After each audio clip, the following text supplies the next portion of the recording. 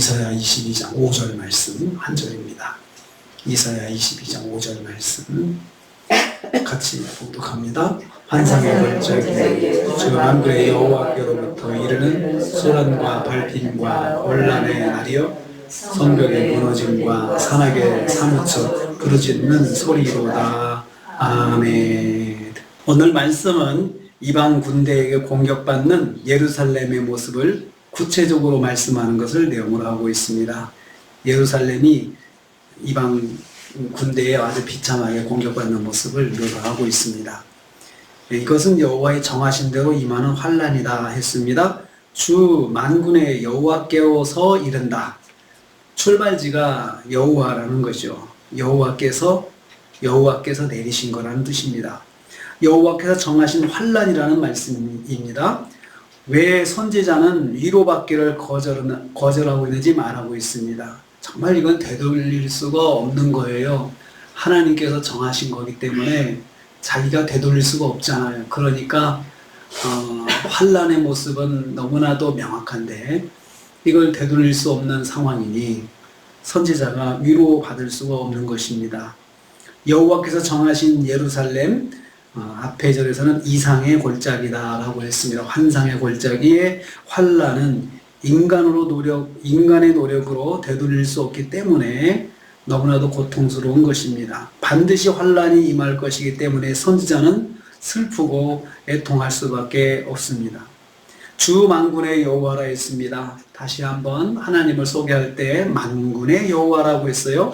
온 세상의 주권자이신 여호와 하나님께서 행하시는 환란을 말씀합니다. 그러니까 여호와께서 환란을 심판을 내리실 때에 누구도 그 심판에 저항할 수 없고 그 심판에서 벗어날 수 없는 그 강력한 주권으로 행하시는 심판이라는 뜻입니다. 주 만군의 여호와께서 행하시는 심판인데 누가 그것을 감히 막아 세울 수가 있겠느냐는 것입니다.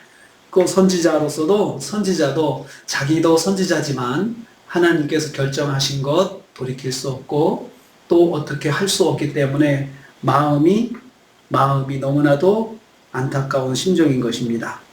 여호와의 결정으로 실행되는 심판을 아무도 벗어날 수가 없습니다. 그래서 선지자의 마음이 안타까울 뿐입니다.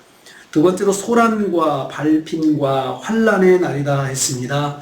그날은 소란과 발핀과 환란의 날이다.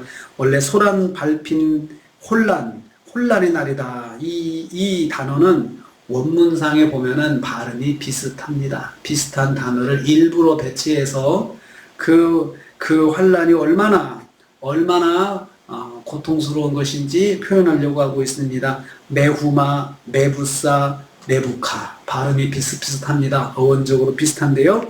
비슷한 발음을 중복시켜서 장차 예루살렘에 임할 환란의 비참함을 더욱더 강렬하게 표현하고 있습니다. 메후마, 소란이라는 말은 마음이 불안해서 크게 번민하는 상태를 메후마라고 말합니다.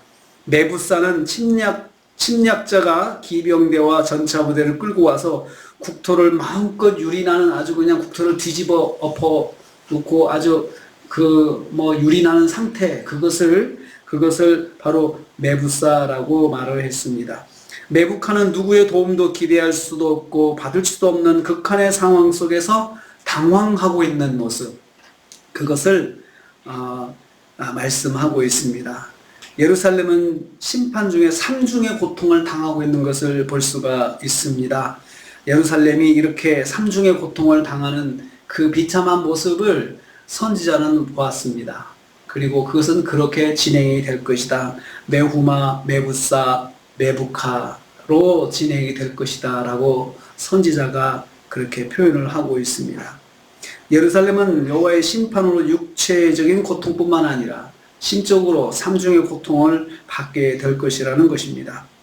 세 번째로 성벽과 산악으로부터 부르짖는 소리라고 했습니다. 성벽의 무너짐은 적군의 침략으로 성벽이 붕괴되어서 예루살렘이 함락되는 것을 말합니다.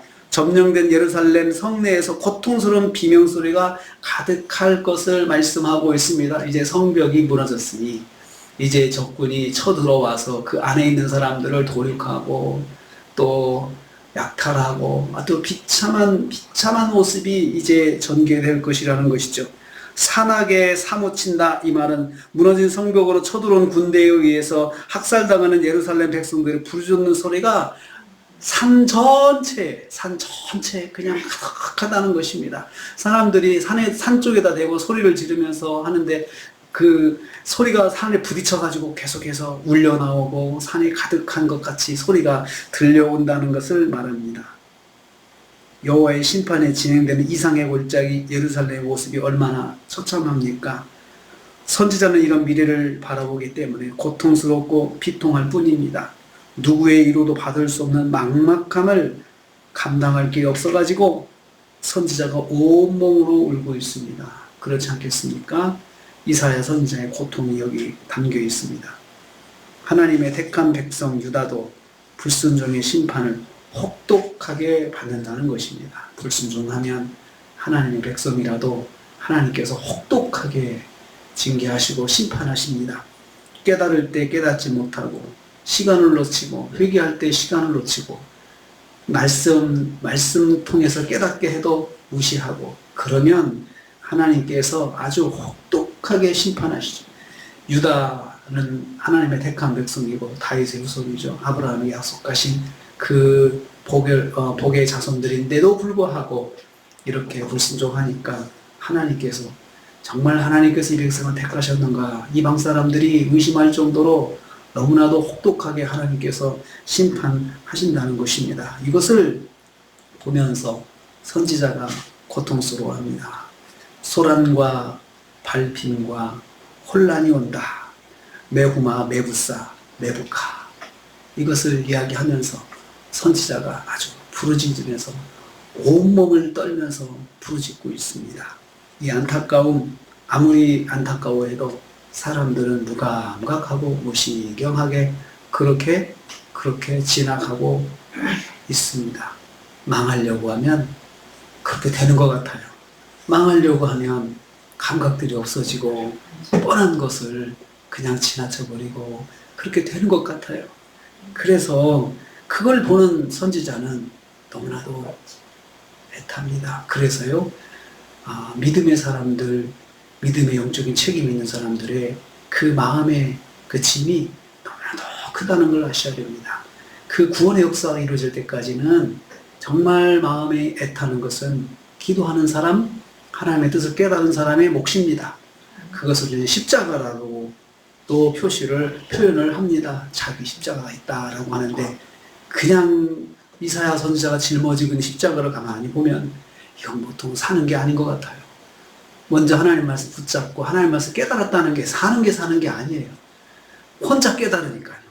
그리고 그걸 전해야 되는데 사람들은 전국적으로 전 국민이 다 무감각하니 얼마나 힘들겠습니까? 그래도 사명을 받았다고 하는 것은 그 사명을 놓지 않고 거기에 휩쓸리지 않고 에라 모르겠다. 나도 그냥 어떻게 할 수가 없다. 포기하고 그냥 편하게 에이 너희들 알아서 해라. 이런 심정을 이사야가 갖지를 못하고 있어요. 사실은 우리도 그럴 수 있잖아요. 에이라 모르겠다. 나도 이제 할 만큼 했어. 나도 몰라. 그렇게 그냥 탁 놔버릴 수 있잖아요. 그럼 자기도 편하잖아요. 이사야는 그러지 못해요. 이게 사명자인 것 같아요. 그러지 못하고 그냥 자기가 혼자다 끙끙 앓으면서 만나는 사람들마다 놓치지 않고 계속 이야기하고 그냥 벽에다 대고 이야기하는 것 같은 것지만 그냥 쉽지 않고 이야기하는 선지자의 모습을 봅니다. 사명자는 그렇습니다. 우리도 영혼을 사랑하고 정말 주님 말씀을 두려워하고 주님께서 주신 사명이다 생각하면 어떻든 간에 반응이 어떻든 간에 포기하면 안 됩니다. 놓으면 안 됩니다. 우리는 우리가 할 일을 해야 됩니다. 하나님께서 그것을 바라시는 것입니다. 그렇게 또 사명을 감당하시는 시간들 되시기를 주님의 이름으로 축복합니다. 기도하겠습니다. 아버지 하나님,